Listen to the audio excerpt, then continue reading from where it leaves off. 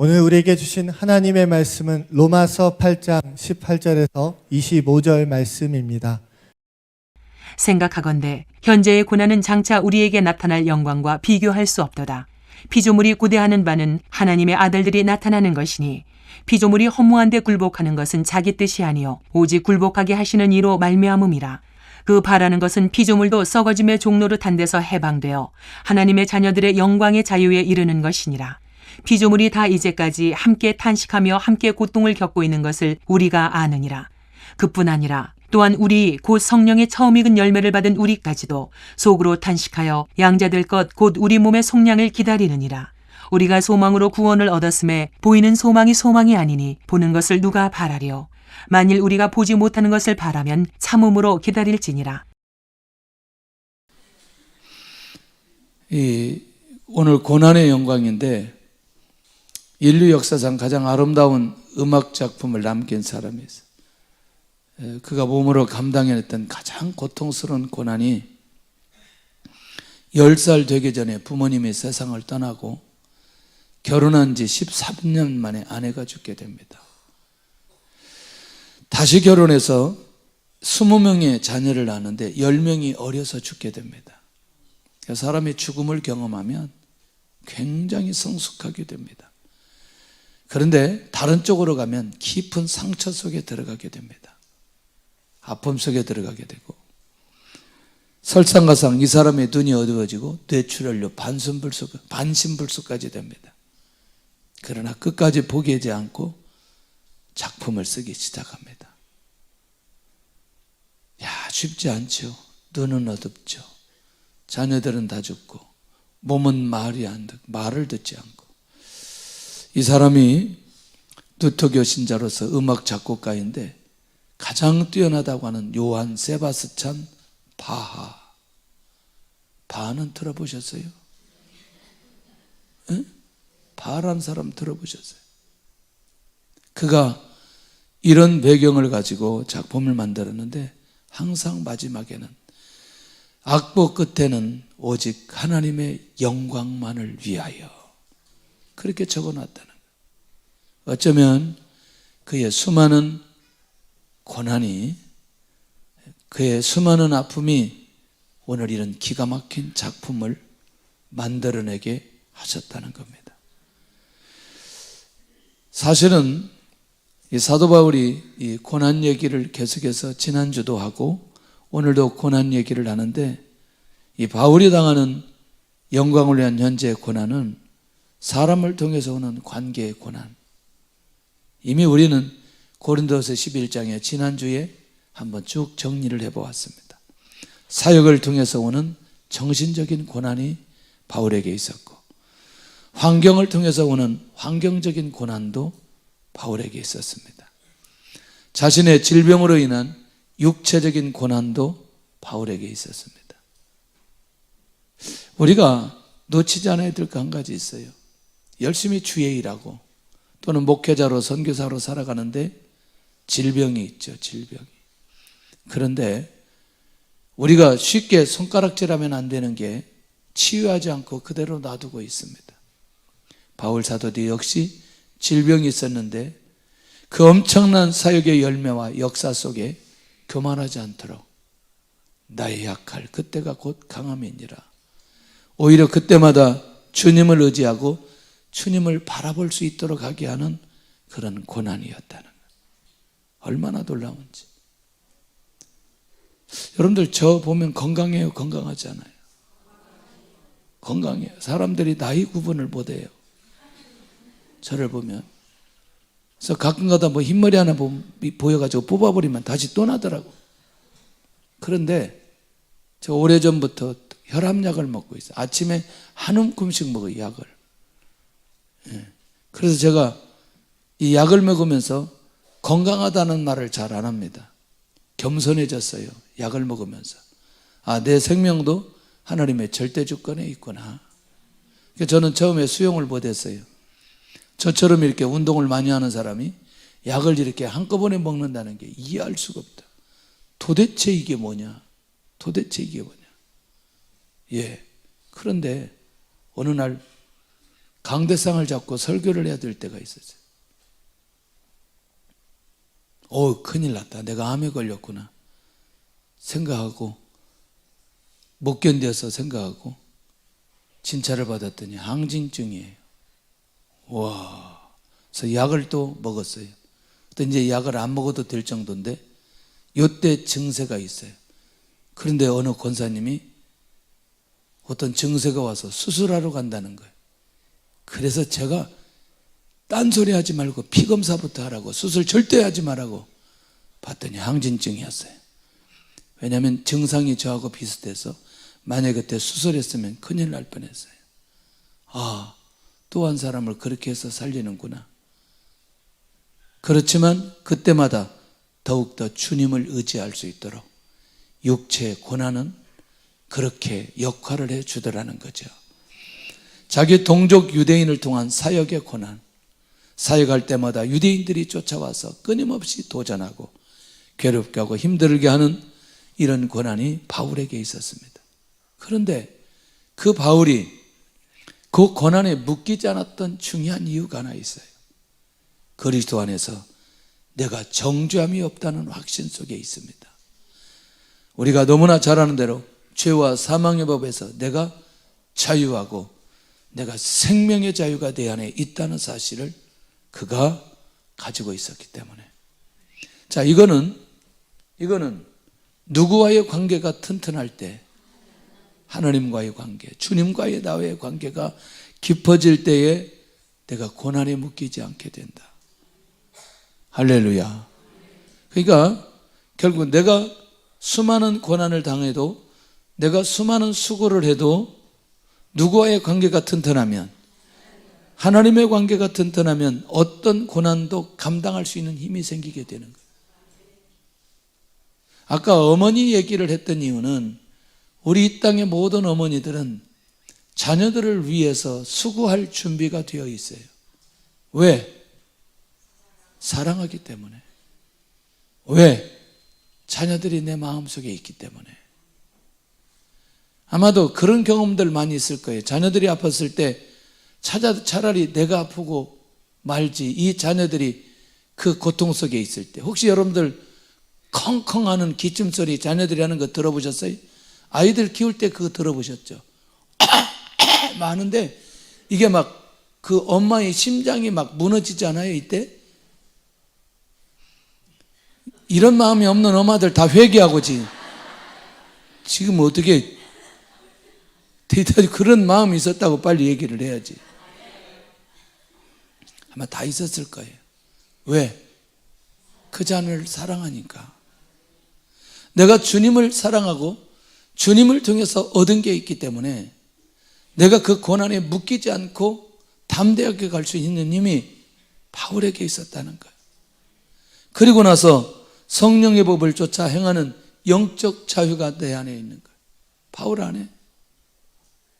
그것은 누구도 막을 수 없잖아요. 환경이 막을 수 없고 사람이 막을 수 없고 육체가 막을 수 없고 내가 성령의 법을 쫓아 행하는데 이걸 누가 막을 수 있겠냐는 거예요. 그러니 성령의 법을 쫓아 행하는 영적 자유가 내 안에 있으니 아무리 수많은 고난이 나에게 온다 할지라도 그 고난에 내가 묶여야 될 이유는 없는 거죠. 할렐루야. 네 번째는 내가 하나님의 상속자로서 서 있는 상속의 복을 받고 있는 거죠. 예. 다만 내가 이 땅에 사는 날 동안 이 고난의 대가를 지불하는 건데, 이제 이 고난이 오늘 이제 한 두 종류 정도 되니까 이걸 이제 크게 정리를 좀 해야, 고난이 두 종류가 무엇인지 이해를 해야 우리가 그 고난을 극복하며 나갈 수 있다니까요. 그 다음에 다섯 번째는 그리스도와 함께 왕노릇하는 것에 대한 믿음이 내 안에 있기 때문에 예수님의 이름으로 무엇이든지 가능하잖아요. 예수님의 이름으로 기도할 때나 예수님의 이름으로 먹을 때나 예수님의 이름으로 선언할 때나 무엇이나 예수님과 함께 왕노릇할 수 있다는 그것이 내 안에 있기 때문에 고난에 묶이지 않는 거죠. 아니, 내가 예수님의 이름으로 왕노릇하는데 영적인 세계 속에서 그렇게 예수님의 능력과 주의 보혈의 능력을 누가 막을 수 있겠냐는 거예요. 외적인 고난이 사도 바울의 사역을 막을 수 있겠냐는 거예요. 아무도 막을 수 없다는 거예요. 그러니까 주님과 나와의 관계가 튼튼하면 튼튼할수록 고난이 와도 고난은 의미가 없는 거죠. 고난이 그 삶, 그 사역, 그 중심, 행동, 마음, 이걸 막을 수 없다는 거예요. 현대인들이 겪는 고난 한번 보실래요? 질병을 통해서 오는 육체의 고난, 자녀를 통해서 오는 마음의 고난, 가정, 관계, 재정을 통해서 오는 환경의 고난. 혹 이게 복음 때문이라면 이 고난은 가치가 있을 겁니다. 그러나 복음과 상관이 없는 것이라면, 혹시라도 우리 욕심 때문에 오는 것이라면, 아니 당연히 어떤 결과 속에 오는 거라면 우리는 받아내야 될 필요 있는 거죠. 죄송합니다. 우리가 한 달 일해야, 직장에서 일해야 월급을 받아요. 맞아요? 그러면 직장 생활이 힘든 사람도 있고 힘 안 든 사람도 있고, 힘 안 든 게 없어요. 출근하는 것 자체가 힘든 거예요. 그걸 고난이라고 해서 피해버리면 어떻게 되죠? 월급이 없는 거죠. 그걸 우리는 고난이라고 얘기하면 안 된다는 거죠. 평범하게 그냥 지나가는 삶으로 연결하면서 가야 될 필요가 있다는 거죠. 그런데 또 욕심에 의해서 가는 게 있어요. 또 죄 때문에 오는 게 있어요. 근데 이걸 구분하지 않고 죄 때문에 오는 고난은 뭐 해야 되느냐? 회개해야 되는 거예요. 할렐루야. 그 다음에 우리의 삶에 무엇을 얻기 위해서 오는 고난은 당연한 거예요. 대가 지불해야 되는 거예요. 그거는. 근데 이거를 착각하고 복음 때문에 오는 고난으로 연결시켜서 자꾸 고난 속에 있다고 그렇게 말해서는 안 된다는 거예요. 그러니까 결국 우리가 정말 마음껏 위로받을 수 있는 게 뭐냐? 내가 예수님, 내가 그 직장 생활 하지만 내가 하나님의 영광을 위해서 한다는 마음이 내 안에 있다면, 그건 진짜 그 안에서 오는 고난이 있다면 그거 극복해야 되는 거죠. 그거 의미가 있는 거죠. 근데 직장에서 내가 똑같이 대가를 지불하기 위해서 직장 생활 하는데 내가 예수님 믿는 것 때문에 핍박을 당하는 거예요. 이건 다른 거죠. 이건 상황이 다른 거죠. 내가 사업을 하는데 예수님 믿는 것 때문에 내가 더 많은 어려움을 당하고 더 많은 고통을 당한다. 이건요, 복음과 연결된 거죠. 구분할 수 있어야 된다는 거죠. 구분할 수 있어야 된다. 할렐루야. 이것들이 잘 극복이 되어져서 우리가 이 고난을 통과했으면 좋겠는데, 그러면 이제 바울이 말하는 현재 고난이 뭐냐? 이게 지금 이 로마서 8장에 들어와서 내 마음의 법과 죄의 법이 싸우는 고난이 자기 안에서 끊임없이 일어나는 거예요. 내가 예수님 믿고 나니까 내 마음속에 선을 행하려고 하는가 악을 행하려고 하는 이거 계속해서 일어나는 게, 그 다음에 바로 그것이 무엇으로 이어지느냐? 하나님의 말씀을 향한 순종과 불순종하려는 현실과 싸우려는 고난이 끊임없이 일어난다.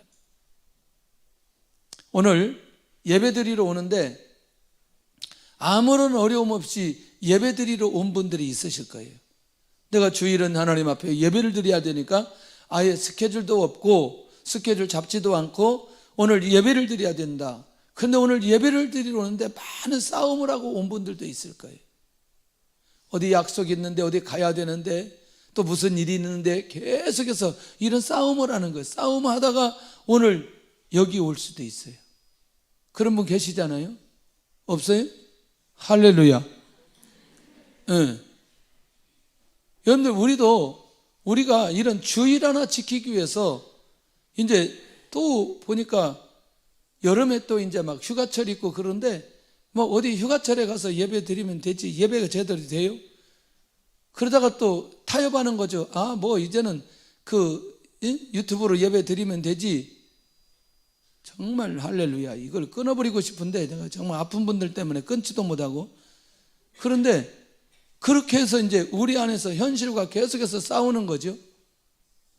이 말 이해되시죠? 무슨 말인지. 그러니까 우리 안에서 끊임없는 말씀을 향한 순종과 불순종하는 현실과 싸우게 되고, 그 다음에 그리스도인의 삶과 악인의 삶으로 끌려가는, 이제 이게 굉장히 중요하죠. 여기서는 고난으로 이어지는 거죠. 결국 뭐냐? 내가 그리스도인의 정체성을 깨닫고 계속해서 살려고 할 때는 이게 구원의 완성을 이루어가는 모습, 어디 영화의 단계까지 가게 되어지는 거예요. 구원의 서정 가운데. 할렐루야. 내가 그런데 악한 것에 영향을 받아서 내 스스로 악인의 삶을 살 수 있는 가능성도 우리에게 있다는 거죠. 맞아요, 안 맞아요?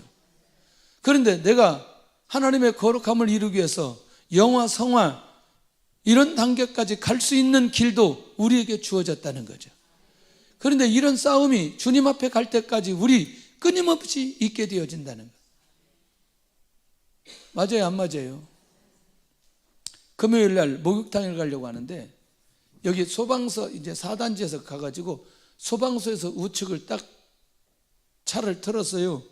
그러면 지금 이제 한 3차선, 4차선 되는데 이렇게 가는데 갑자기 대형 버스가 그 앞에 가면 정류장이 있거든요. 제 차를 밀고 여기다, 그러니까 요렇게 와가지고 여기다 대는 거예요. 밀고. 주님. 나는 갈 수가 없으니까 서 있어야 되잖아, 이게. 제가 분명히 앞에 먼저 나왔거든요. 나왔는데 먼저 이렇게 와가지고 이렇게 딱 막아버리는 거예요.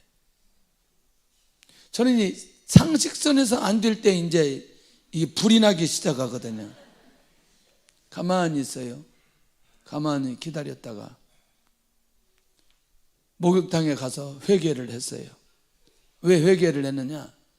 다시 이렇게 나와서 그냥 갔어야 되는데 기사님을 쳐다봤어요.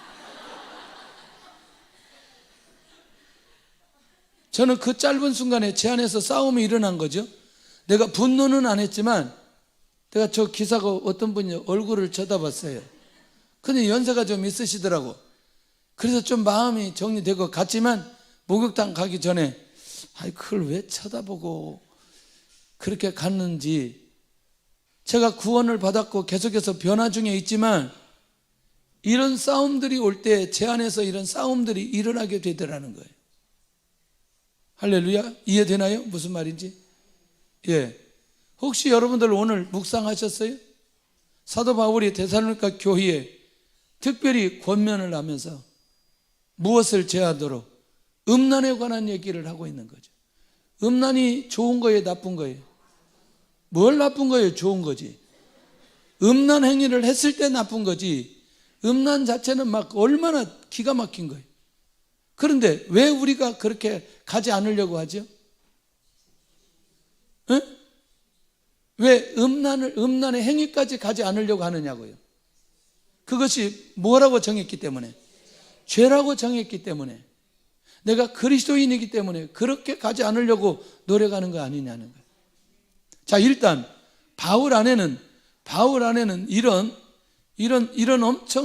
엄청난 싸움들이 일어나고 있다는 것과, 그 다음에 더 중요한 건 그가 사역을 하면서 그에게 다가오는 아까 위에서 보았던 첫 번째 보았던 이런 고난들이 끊임없이 있게 되어졌다는 거예요.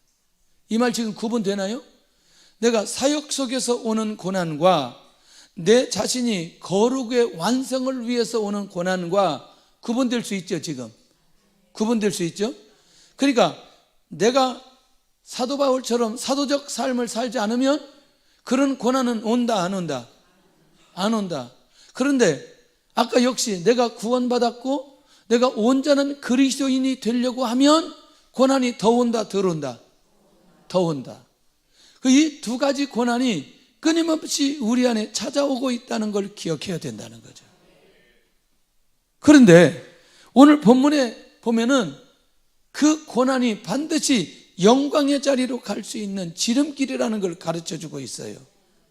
제가 지금 빨리 우리가 잘 아는 내용, 장례식에 갔을 때 꼭 하는 본문의 내용이 있어요. 누가복음 16장 19절에서 31절까지 있는 내용이에요. 한 부자가 자색옷과 고운 베옷을 입습니다. 날마다 호화롭게 즐기면서 고난이 없이 살았던 부자, 이 땅에서 자기 마음껏 모든 것을 누리며 살았던 아주 부러운 사람이었습니다. 그 대문 앞에 누가 있냐? 나사로라는 거지가 있습니다. 헌데투성이고 대문 앞에 버려진 채로 있었던 거지, 부자의 상에서 떨어지는 것들로 배를 채워야 하는 아주 불행한 거지, 이 땅에서는 매우 환경적으로 불행한 거지였습니다. 그런데 부자와 거지 모두가 죽어서 가게 된 것이 있었어요. 거지는 죽어 천사들의 받들려서 누구의 품에 들어가고? 아브라함 품에 들어가고. 와, 안기게 됩니다. 이게 아브라함 품에 딱 안기게 되고, 부자는 음부에 떨어져 고통 중에 아브라함의 품에 있는 나사로를 보게 되는 거예요. 오호, 죽어보니 다음 세대가 있다는 사실을 알게 되어져. 그러면 오늘 이 거지는 지금 어디의 자리에 있어요? 영광의 자리에 있는 거죠. 영광의 자리에 있는 거죠. 보세요. 부자가 요청합니다. 그에 대한 아브라함의 결정적인 대답이 뭐냐면, 나사로를 보내어 손끝에 물을 찍어 내 혀를 좀 서늘하게 해달라. 내가 고통 속에 있는데 내가 견딜 수 없다고 말을 합니다. 그러니까 아브라함이 뭐라고 말하냐? 예, 너는 살았을 때 좋은 것을 받았고 나사로는 고난을 받았으니, 그러면서 나사로가 거기에 갈 수도 없고 네가 여기 올 수도 없다. 구렁이 있어서. 이렇게 설명합니다. 그때 아브라함이 오늘 이 나사로에 대해서, 나사로는 이 땅에 있을 동안에 뭘 받았다? 고난을 받았다. 예, 고난을 받았지만 그는 예수님을 믿었다는 사실을 알 수 있다는 것이죠. 그러면 나사로에게 있어서 아브라함 품에 들어가는 건 영광의 자리, 그 영광의 자리를 기대하고 이 땅에 있는 그 고난을, 환경적 어려움을 극복함으로 인한 그 기가 막힌 자리가 그에게 주어졌다. 예수님 믿고 구원받은 자의 이 땅의 삶이 조금씩 초라해 보일지는 모르지만 반드시 하나님께서 예비하신 영광의 자리가 있다는 사실을 믿어야 된다는 겁니다. 할렐루야. 그 믿음을 가진 자들만이 이 땅에서의 이 고난을 통과할 수 있고 극복할 수 있다는 것입니다. 그때 거지는 여기서 위로를 받고 나사로는 여기서 위로를 받고 너는 괴로움을 당하느니라. 이 거지가 당한 고난은, 이 땅에서 당한 고난 다른 거 아니었어요. 의식주의 고난이었어요. 큰 거 아니었어요. 약간 좀 상처 좀 나고 옷 좀 못 입고 먹는 거 좀 어렵고 그런 것뿐이었어요. 오늘도 주의 은혜가 있기를 원합니다. 자, 그러면 우리 19절을 같이 한번 보도록 하겠습니다. 시작.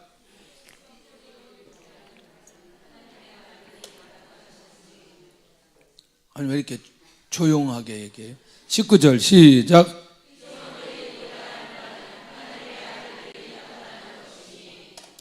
물 좀 먹으려고 19절 좀 같이 하자 그랬더니 제가 안 한다고 영 안 하고. 19절 다시 시작. 피조물이 고대하는 바는 하나님의 아들들이 나타나는 것이니. 왜 이 모든 피조물까지도 그 영광의 자리, 인간의 회복을 기다리고 있나? 인간의 타락으로 인한 결과가 모든 피조물에게까지 미치게 되었다. 이 말을 좀 설명을 할 테니까 잘 들으셔야 돼요. 어려운 얘기거든 이게. 그러니까 사람이, 영광의 자리, 사람이 회복되었다는 것은 누구도 회복된다. 피조물도 회복된다. 그래서 밀접한 연관이 있게 되어진다는 거예요. 조금 어려운 얘기예요. 조금 더. 그래서 이 피조물이 이 영광의 자리에서 하나님의 아들들이 나타나기를 매우 고대한다는 거죠. 왜? 하나님의 자녀가 그 영광을 회복할 때 피조물도 그 영광에 동참하게 된다. 어렵죠? 자, 제가 이제 질문을 던집니다. 요셉의 시대에 7년 풍년 들었습니다. 누구 때문에? 왜 대답을 못해요? 누구 때문에? 요셉 때문이라니까요. 근데 요셉 때문에 누가 그렇게 하게 하셨냐고. 그러면 흉년은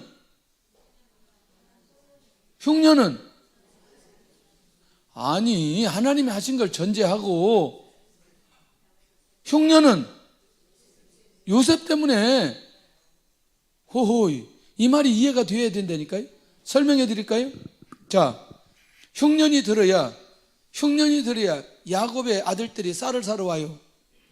그리고 애굽에 있는 요셉을 만나게 되어요. 그리고 요셉이 국무총리가 되어 있지 않으면 이 형님들은 요셉을 만날 수가 없어요. 맞나요?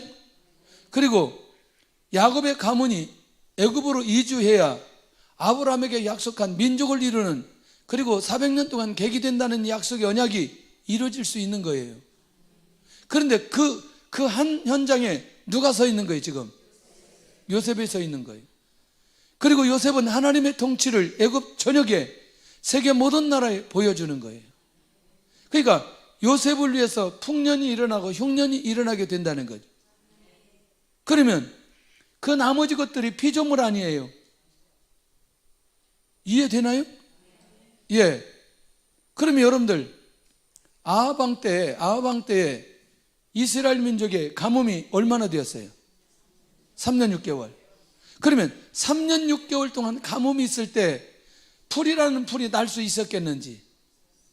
누구 때문에? 뭔 소리? 누구 때문에? 아합 때문에. 할렐루야. 이 말 잘 기억하셔야 된다니까요. 그러니까 하나님의 분명히 절대 주권에 의해서 나타나는데, 그 영향은 결국에는 누구 때문에? 사람 때문에. 이게 이해가 되어야 되는데, 그래야 지금 이 본문이 이해가 되는데, 그러니까 사람이 회복되어지면 무엇도 회복되어질 수 있다. 할렐루야. 그 말이 이해되어야 된다는 거예요. 그래도 이해가 안 되면, 자, 여호수아 6장의 여리고 사건이거든요. 여호수아 7장의 아이성 싸움이거든요. 그런데 아이성 싸움 이겼어요, 졌어요? 졌어요. 그러니까 여호수아가 하나님 앞에 엎드리면서 기도하기 시작합니다. 그럴 때 하나님께서 알려주신 게 있어요. 뭘 알려주셨어요? 그렇지. 여기 하나님 앞에 불순종한 사람이 있는데 제비 뽑아 그 사람 찾아라. 누구? 아간입니다. 근데 그 아간 한 사람 때문에 어떻게 됐어요? 공동체 전체의 전쟁이 승리로 갔다, 실패로 갔다? 실패로 갔다. 이건 무시무시한 내용입니다. 그 놀랍잖아요? 좀 그것까지 설명하기는 너무나 그런데, 어떤 사람의 손이 가면 나무가 너무나 잘 자라요. 성가대 졸지 마세요. 근데 어떤 사람의 손이 가면 나무가 다 죽어. 제가 그 사람 중에 한 사람이에요. 저한테만 나무가 오면 다 죽어. 할렐루야. 제가 어렸을 때 토끼 키우려고 토끼 갖다가 토끼장에 넣어놨는데 결국엔 죽었어요. 왜 죽었느냐? 밥을 안 줘가지고 죽었어요. 아주 악한 주인이죠, 악한 주인. 여러분 챙겨서 이 토끼에게 풀을 준다는 게 얼마나 어려운지 몰라요. 시간 맞춰서. 나도 바쁜 사람인데 내가 그 토끼에 풀을 줄 만큼 그렇게 정성이 있는 사람이 아니었기 때문에 말라서 죽었어요, 아주. 여러분들, 이 말이 우리 안에서 잘 정리되었으면 좋겠어요. 뭐냐면 모든 피조물들은 자기 스스로의 의지가 아니라 분명히 누구에 의해서? 사람에 의해서 이 피조물까지도 영향을 받게 된다. 그러니 사람이 하나님의 아들들이 나타나고 영광의 자리에 들어가면 피조물도 회복된다는 사실을 말씀하고 있다는 거예요. 왜? 모든 피조물들이 스스로 영광의 자리에 들어가기가 어렵다는 거예요.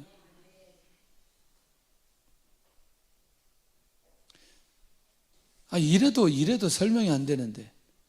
그러면 우리가 가까우니까 남북한 거리 지금 여기서 해봐도 100km밖에 안 되는데, 그러면 이 남북한 상황 속에서 지금 경제적으로, 그 다음에 어떤 수많은 어떤 과일이나 나무나 농사나 모든 것들을 다 통틀어서 비교가 가능해요? 비교가 가능해요. 근데 비교해보니까 어때요? 땅이 좋아서? 기후가 좋아서? 땅은 거기가 더 좋아요. 기후도 거기가 더 좋아요. 오염도 안 되었고. 그런데 무엇 때문에? 할렐루야. 이제 눈이 열려야 된다는 거예요. 이제 눈이 열려야 된다는 거죠. 예. 어떤 사람은 하나님께서 열어주시고 지혜를, 어떤 사람은 지식을 열어주시고, 어떤 사람은 손으로 열어주시고. 이거는 굉장히 중요한 부분이에요. 그러니까 오늘 우리가 피조물이 왜 우리의 영광을 그렇게 기대하고 나타나기를 원하는지에 대한 이것까지도 이미 사도 바울이 보고 있다는 사실이 너무너무 중요하다는 거예요. 다시, 악인이 성공하는 걸 본 적이 있느냐는 거예요. 궁극적으로 볼 때. 궁극적으로는 항상 누가 승리했어요? 의인이 승리했다니까, 의인이. 할렐루야. 아이고, 악인을 본 적이 없는지.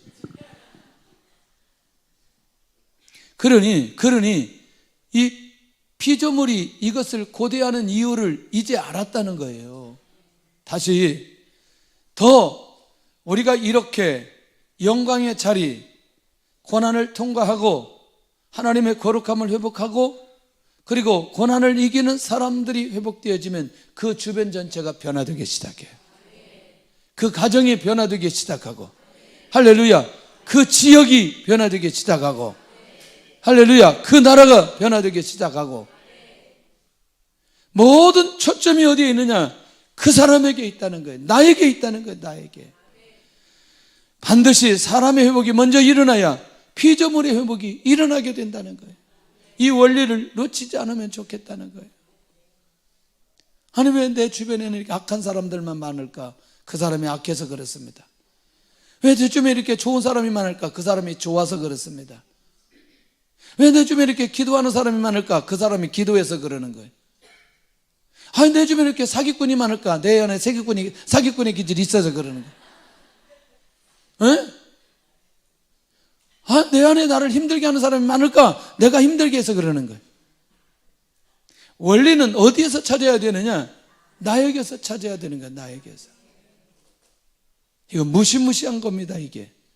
그런데 이 고난의 영광을 누구도 바라느냐? 성령의 처음 익은 열매를 받은 우리까지도 속으로 바란다. 이게 지금 사도 바울 얘기를 하는 거거든요. 그 변화는 우리의 몸에 양자될 것과 속량을 기다린다. 이게 뭐냐면 결국에는 우리의 몸이 변화된다라고 하는 건 아까 거룩의 완성을 향해서 달려가는 그것을 기다리고 그것도 우리도 바라보게 된다. 그런데 현실을 바라보면 죄와 사망의 유혹에 빠져 끊임없이 유혹하며 지금 그 유혹 속에 있다는 그것을 탄식하고 가고 있다는 거예요. 자, 다시 우리가 주님 앞에 가는 그날까지 오늘 여기 변화되었다고 해서 그대로 서 있어요? 아니면 끊임없는 도전이 일어나요? 끊임없는 도전이 나요. 기도를 더 하면 할수록, 하나님 앞에 거룩함을 회복하면 할수록, 믿음을 더 가지면 가질수록 끊임없는 유혹이 우리 안에 오기 때문에 이것을 바라보면서 사도 바울은 탄식하고 있다는 거예요. 그러나 우리가 끊임없이 바라봐야 될 건 그 고난의 영광의 자리가 반드시 가야 될 뿐만 아니라 바라봐야 된다는 사실을 또 그것도 말씀하고 있다는 거예요. 그러니 우리가 날마다 깨어있지 않으면 안 된다는 거예요. 날마다 기도하지 않으면 안 되고 날마다 말씀 붙들고 씨름하지 않으면 안 된다는 거예요. 할렐루야. 그러니 이 문제를 다른 데 가서 찾으면 안 된다는 거예요. 모든 피조물의 회복은 하나님의 아들들이 나타나야 되고 그 하나님의 아들들이 영광의 자리에 가야 되는데 오늘 그 삶을 위해서 지금의 나의 고난을 극복하며 가야 될 필요가 있다는 게 너무너무 중요하다는 거예요. 그래서 복음 때문에 오는 크고 작은 고난을 극복하며 이겨갈 필요가 있는 거죠. 새벽 예배 나오는 게 쉬워요, 어려워요? 어려워요. 어느 교회 이번에 목사님들 모임하는데 새벽 예배 한 100명 정도 나온다는 거예요. 그래서 이렇게 얘기했대요. 새벽 예배 나오는 숫자는 주일날 회집 숫자하고 같으니까 한 명이 이제 10명 정도 커버하니까 나오면 좋겠다. 이 교회가 코로나 전에 한 1,500명 정도 모이는데 지금 한 1,000명 정도 모인다고. 1,000명 정도 모이니까 100명 모이니까 1,000명 정도 이제 모이는 거예요. 그래서 혹시라도 이 새벽 예배에 함께 하기를 원하는 분들은 신청하면 좋겠다. 그랬더니 240명이 신청했더래요. 240명이. 그러니까 막 성도들이 야, 우리 교회도 이제 2,400명 모일 거다 막 그런 기대감이 있네. 근데 한 주하고 그만둘 줄 알았대요. 그랬더니 계속해서 나오더라는 거예요. 계속해서. 야, 멋있죠? 그런데 여러분들 새벽 예배에 나오는 게 어떤 사람에게는 고난일 수 있어요. 맞아요? 어떤 사람에는 잠이 안 와가지고 어차피 나와야 되는데 아무런 문제가 아닐 수 있어요. 그러니까 이게 고난이라는 게 사람 따라 그게 편차가 있다는 걸 기억하고, 오늘 우리도 한번 그렇게 결단하고 이 시대의 기도 자리로 나아가면 얼마나 좋을까. 할렐루야. 새벽 예배 잘 나오는 분들 말고 안 나오는 분들은 좀 나와서 기도하면 좋겠다. 네. 기도하면 좋겠다. 이 고난을 잘 통과하시면 얼마나 좋을까. 별로 아멘을 안 하는데 이것도 고난이라고 생각하니까 아멘 안 하는 거예요. 그러니까 이 성령의 임재와 역사는 장차 올 몸의 변화를 미리 경험하게 한다. 경험하게 한다. 경험하게 한다. 할렐루야. 우리도 한번 이름을 써보겠습니다. 뒤에다가 예배 끝나기 전에 A4 용지 갖다 붙여놓고 새벽 예배 계속 나오시는 분들도 이름을 쓰고 나올 사람도 이름을 한번 써보시기를 바랍니다. 몇 명이나 쓰는지 한번 확인해 봐야 되겠어요. 그런데 난 저녁에 나오는데 그 옆에 A4 용지 하나 더 붙여놓고 저녁에 나올 사람까지 적어 놓으세요. 이분들 내가 매일 우선순위를 놓고 기도할 거예요. 그러면 앞으로 회복될 영광의 자리에 일어날 상황은 이제 충격적인 거죠. 그때 이리와 어린 양이 함께 가는 회복의 상황이 벌어질 거다. 어린이와 사나운 짐승이 함께 가는 회복의 상황이 벌어질 거다. 사자가 소처럼 풀을 먹을 것이며 어린아이가 독사이굴에 소를 넣을 것이다. 이게 뭐냐면 에덴 동산의 회복이에요. 그런데 앞으로 영광은 에덴 동산의 회복보다 더욱더 뛰어난 영광이 임하게 되어질 거다. 누가 고난을 통과하고 고난을 이기는 그 사람들에게 이런 은혜를 베풀어 주실 것이라는 약속이라는 거예요. 얼마나 놀라운지. 저와 여러분들이 이 고난의 영광을 반드시 누릴 수 있기를 원합니다.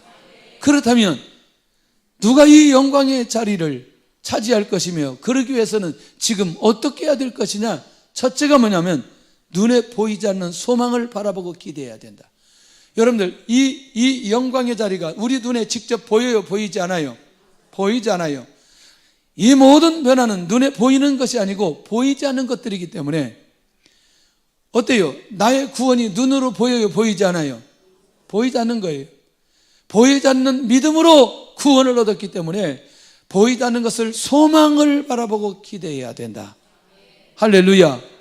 그러니 이 소망을 가지고 있는 사람들이 영광의 자리에 들어갈 수 있다. 두 번째, 이 영광의 자리는 믿음으로 바라보는 사람이 차지한다. 믿음은 미래에 있을 상황을 지금의 상황으로 끌어오는 거예요. 너무나 놀랍지 않아요? 미래에 일어날 일이 지금 내가 누리면서 살아간다는 게 얼마나 감격스러운 일이에요. 에? 야, 그래서 이제 우리가 나사로 얘기가 그렇게 중요한 거죠. 자, 여러분들, 우리가 천국 가요. 지금은 어떻게 가요? 믿음으로 천국을 바라보는 거 아니겠어요? 천국 가봤어요? 아니잖아요. 그런데 우리가 죽으면 세상을 떠나면 어디 간다? 천국 간다. 믿음으로 바라보는데 미래의 영광이 있을 것을 지금의 믿음으로 나아간다. 그러니까 이게 믿음이라는 게 얼마나 중요한지. 사실은 보고 믿는 건 믿음이 아니라는 거예요. 보지 않고 믿는 그것이 진짜 믿음이라고 히브리서 기자가 말하고 있는 거 아니냐는 거예요. 아니, 아브라함에게 내가 너로 큰 민족을 이루게 하겠다.